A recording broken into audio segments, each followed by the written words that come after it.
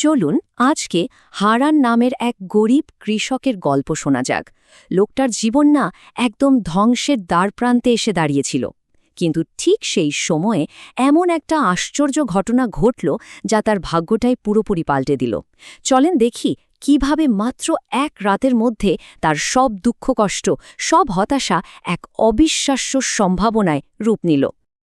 তো গল্পের শুরুটাই হচ্ছে হারানের জীবনের সবচাইতে খারাপ একটা সময় দিয়ে।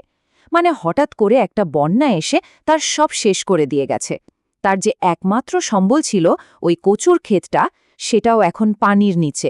বলতে গেলে তার সব স্বপ্ন, সব আশা, সবই যেন ওই ঘোলা পানির নিচে ডুবে গেছে।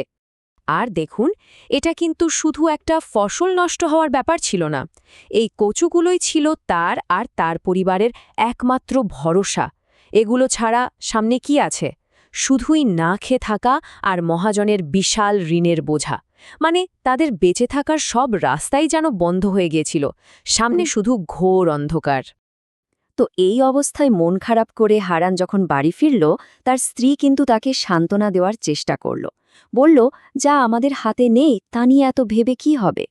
কিন্তু বলুন তো, ভবিষ্যতের চিন্তা কি এত সহজে মাথা থেকে যায়? একদমই না। হারানের মনের ভেতরটা তোলপাড় করছিল। আচ্ছা, পরের দিন সকালে হারান আবার গেল তার সেই ডুবে যাওয়া ক্ষেতের পাশে। কিন্তু সেখানে গিয়ে সে যা দেখল সেটা তার কল্পনারও বাইরে ছিল।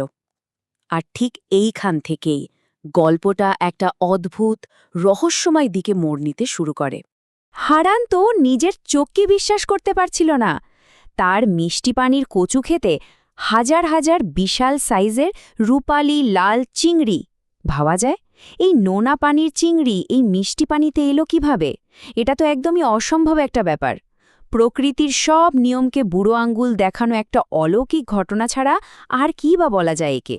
হারান যখন এই সব দেখে শুনে একেবারে হয়ে দাঁড়িয়ে আছে, ঠিক সেই সময় সেখানে এক রহস্যময় বৃদ্ধা এসে হাজির হলেন। অদ্ভুত ব্যাপার হলো, উনি হারানের নামও জানতেন। এসেই হারানের নাম ধরে ডাকলেন আর ওই মাছগুলো নিয়ে খুব জরুরি একটা কথা বললেন, একটা সতর্ক বার্তা দিলেন। বৃদ্ধা হারানকে সাবধান করে দিয়ে বললেন, শোনো, ওইগুলো কোনো সাধারণ চিংড়ি মাছ না, ওগুলো সব মায়া, মানে এক ধরনের জাদু আর কি, যেটা হারানকে পরীক্ষা করার জন্য পাঠানো হয়েছে। আর এই পরীক্ষাই ঠিক করে দেবে তার কপালে কি আছে। পরীক্ষার নিয়মটা কিন্তু খুব সহজ। যার মন পরিষ্কার, সৎ, যার কোনো লোভ নেই, তার জন্য এই চিংড়িগুলো হবে আশীর্বাদের মতো। কিন্তু যার মনে একটুও লোভ বা অসততা ঢুকবে, তার জন্য এই সব মাছ নিমিষেই পচা কাদায় পরিণত হবে। আর ঠিক এখানেই গল্পের আসল টুইস্টটা আসে। হারানের এক চাচাতো ভাই ছিল, নাম গোদাই, ভীষণ লোভী। সে যখন এই চিংড়ির কথা শুনল, সে এটাকে হারানের ভাগ্য হিসেবে দেখল না, বরং নিজের জন্য একটা বিশাল সুযোগ হিসেবে দেখল। দুজনের মধ্যে তফাৎটা একবার দেখুন। একদিকে হারান ভাবছে এই মাছ বেচে মেয়ের স্কুলের বেতন দেবে, ভাঙা ঘরটা সারাবে, খুব সাধারণ স্বপ্ন, তাই না? আর অন্যদিকে গোদাই তার সঙ্গী কালুকে সাথে নিয়ে ফোন দিয়ে আছে কিভাবে সব মাছ চুরি করা যায়। কি ভয়ঙ্কর পরিকল্পনা!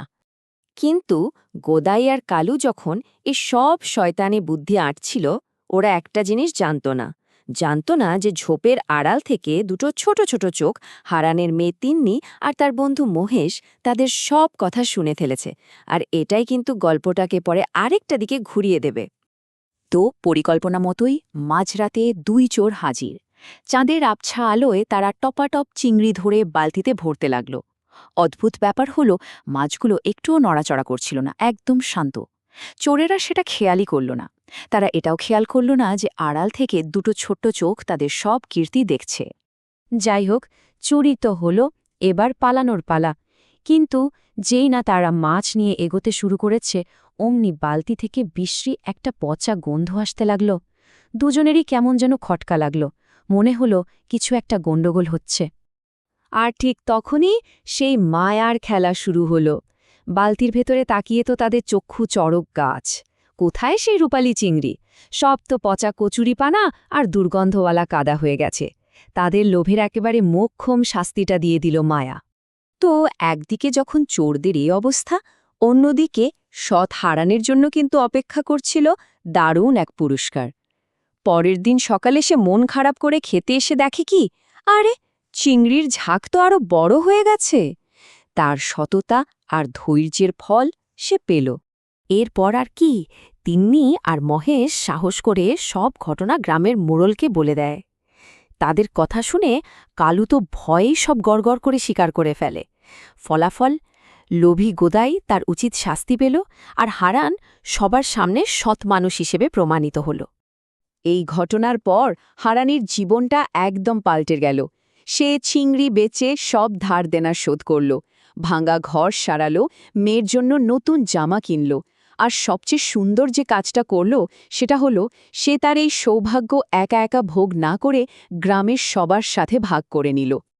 আচ্ছা, সেই রহস্যময়ী বৃদ্ধার কথা মনে আছে?